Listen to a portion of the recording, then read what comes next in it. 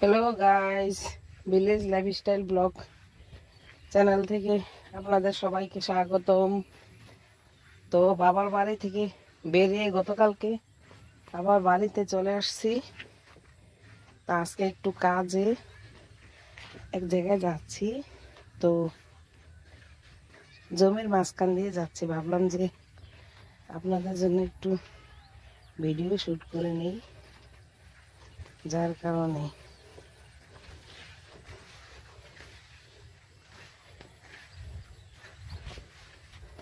ধান পেকে গেছে। দেখুন, অনেকের ধান কাটা শুরু হয়ে গেছে। ওই যে তাহের কাকা আছে দিকে।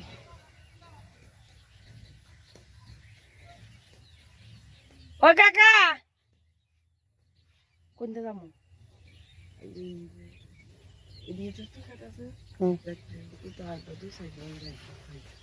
জল দিছে যে সব, এই যেগুলি পেকে গেছে সব ধান। আমাদের গুলি পাকেনি এখনো।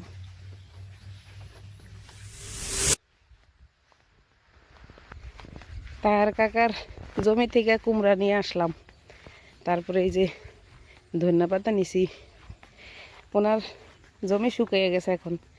লাউ, কুমড়া, চাল কুমড়া, বর্ষাকাল ধান কাটা হয়ে গেছে। মাঠ খা খা করে সব ফেটে গেছে। ওই যে ধান সব পেকে গেছে। ওই যে ওদিকে সবাই ধান নিতেছে। এই যে ধান নেওয়া হচ্ছে। এই যে এটা আমাদের বাগান, এখানে আমি সবসময় ভিডিও করি। আরেকটা কাজ একটু একদিকে গেছিলাম, তো আসা যাওয়ার পথে একটুখানি ভিডিও করে নিলাম।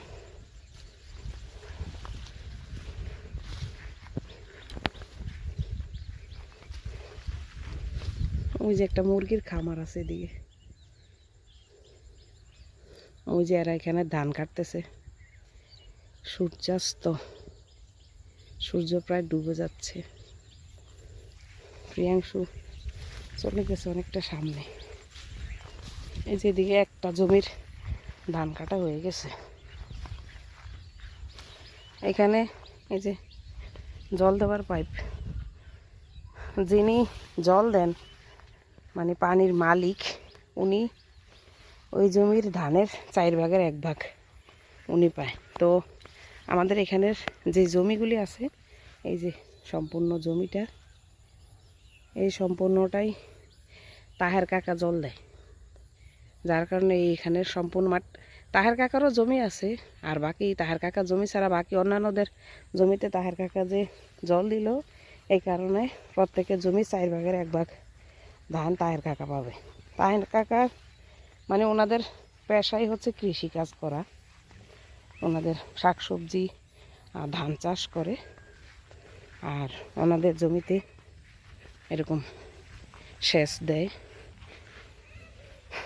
তো আমার শ্বশুর, আমার হাজব্যান্ড, দেবরের সাথে তাহের কাকার সেই ছোটোবেলা থেকে এই বাড়িতে আসা যাওয়া, উঠা বসা।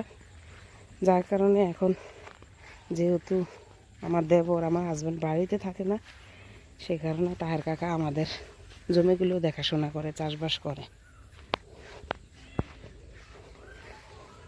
আমরা বাড়ির কাছাকাছি চলে এসেছি।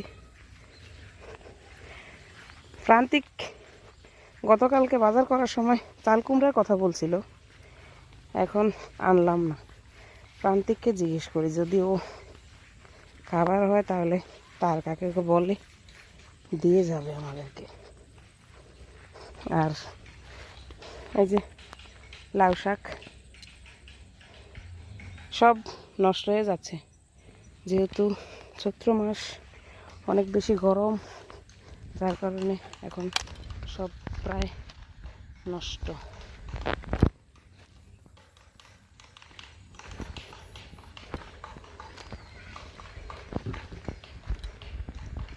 মরিচ গাছ,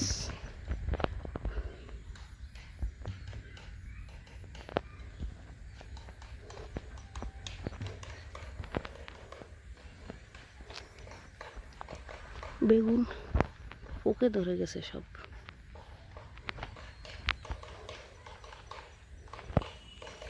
আর অনেক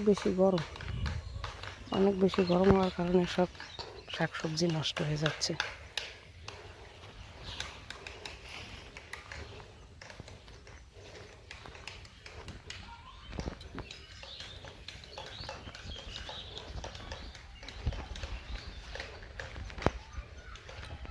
এই যে টমেটো গাছের মধ্যে পেকে আছে, আজকে অনেক টমেটো নিলাম।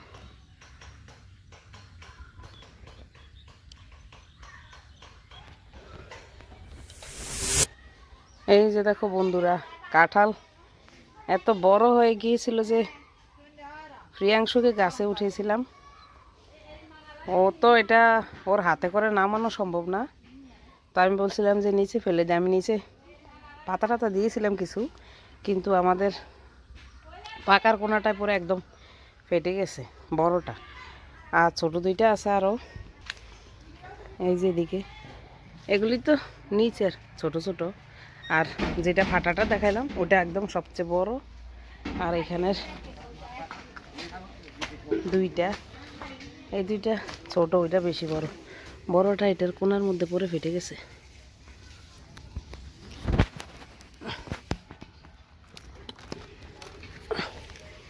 এই যে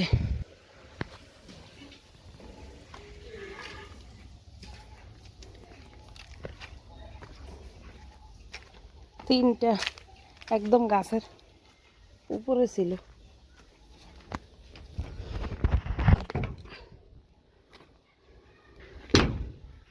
এই যে আরেকটা আছে। এবার অন্যবারের থেকে একদম কম, অন্যবার আরও বেশি হয়, এবার তুলনামূলক তার থেকে একদমই কম।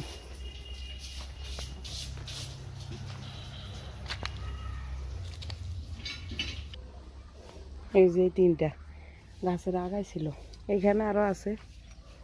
এই যে এইটাতে, ওইদিকেও আরও আছে। এই যে এখানের গুলিও বড় হচ্ছে, এই যে একদম গাছের গোড়া থেকে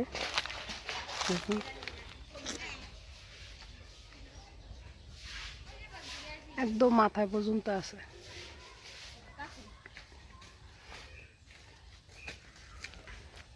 এই যে এখানে একটা আছে, নিচে একটা, এই একটা। এবার বন্যা হওয়ার কারণে অন্যান্য বারের থেকে কিন্তু ফলন একদমই কম। অন্যান্য বার আরও প্রচুর কাঁঠাল ধরে। এই যে দুইটা গাছ তো নষ্টই হয়ে গেল। আর এই গাছটা তো গতবার প্রায় 20টা কাঁঠাল ছিল, একদম বড় বড়, অনেক বড় বড়, কিন্তু এইবার একদম এটার মধ্যে ধরলই না। বন্যায় এবার আমাদের প্রচুর ক্ষতি হয়েছে। এখন যাই হোক, এটা নতুন চারা গাছ, এটা তো গতবার একটা ধরছিল, এবার দুইটা ধরলো। আর এটাতে বড় বড় সবসময় অনেক কাঁঠাল ধরে, তবে এটার কাঁঠাল খুব বেশি একটা বড় হয় না, ছোট ছোট হয়। আর আমার ঘরের পাশে যে দুইটা আছে, ওই দুইটা অনেক বড় বড় হয়।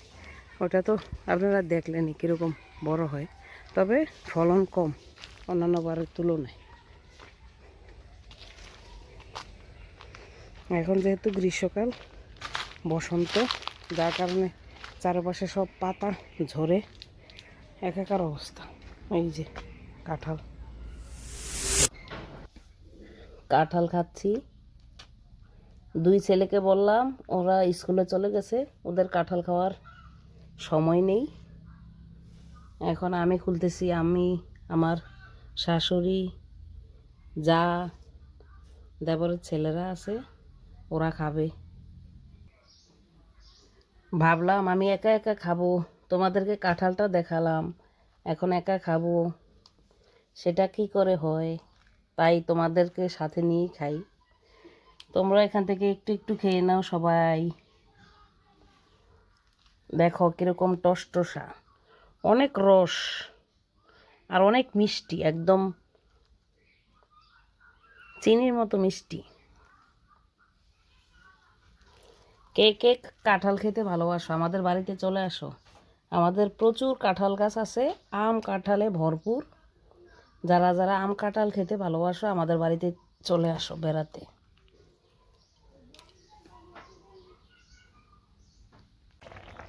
এই যে দেখুন বন্ধুরা, কাঁচা কলা দিয়ে রুই মাছ রান্না করলাম।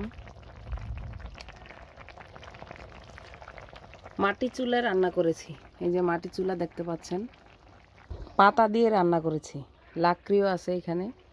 আমি গ্রামে থাকি, গ্রামের মেয়ে, গ্রামের বধূ। মাটির চুলায় পাতা দিয়ে রান্না করি, বলতে লজ্জাবোধ করি না।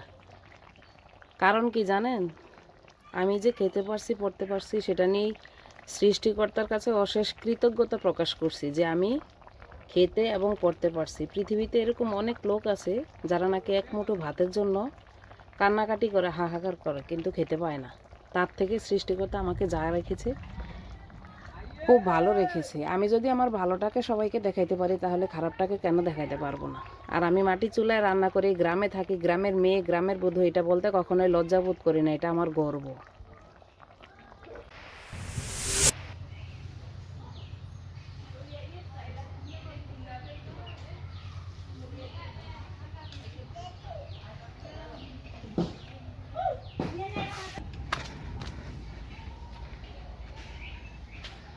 বৃষ্টি হবে মনে হচ্ছে, প্রচণ্ড গরম, তার মধ্যে এখন মেঘ ডাকছে।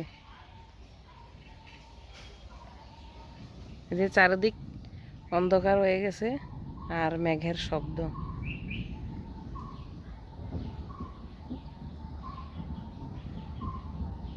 আমাদের এদিকে যদি বৃষ্টি হয়, তাহলে ওই দিক থেকে বৃষ্টি দেখা যায়। আমাদের এখানে যেহেতু অনেক গাছপালা উপরে, নিচে বৃষ্টি পড়ার আগে ওইখানে মাঠে যখন বৃষ্টি পড়া শুরু হয়, তখন দেখা যায় যে মাঠে বৃষ্টি ঝরতেছে।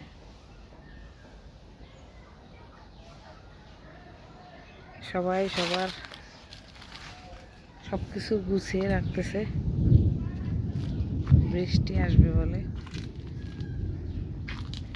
আমার সব কিছু গুছানো আছে, তেমন কিছু নাই, আর যেগুলি আছে এগুলি এভাবেই পরে থাকবে, কিছু করার নাই। এই যে দেখো আকাশ কিরকম মেঘে অন্ধকার হয়ে গেছে। যাদের জমিতে ধান আছে তাদের জন্য অনেক কষ্ট হয়ে যাবে।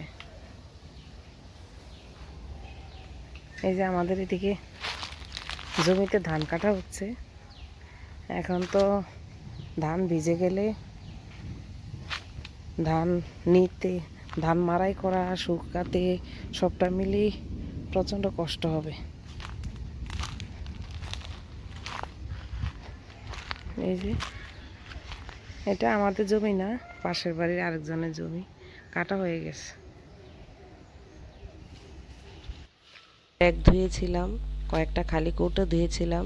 প্রান্তিক তার ঠাকুরগুলো ধুয়ে এনেছিল পুকুর থেকে। তো প্রান্তিককে বললাম যে উঠান থেকে সব কিছু ঘরে নিয়ে যাও, বৃষ্টি হওয়ার সম্ভাবনা, বৃষ্টি আসতে পারে। তো প্রান্তিক সব কিছু ঘরে নিয়ে গেল।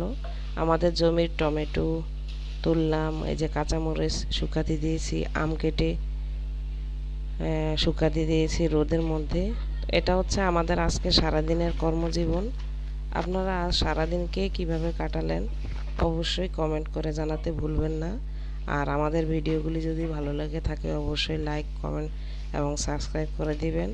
সবাই ভালো থাকুন, সুস্থ থাকুন, ধন্যবাদ, টাটা, বাই বাই।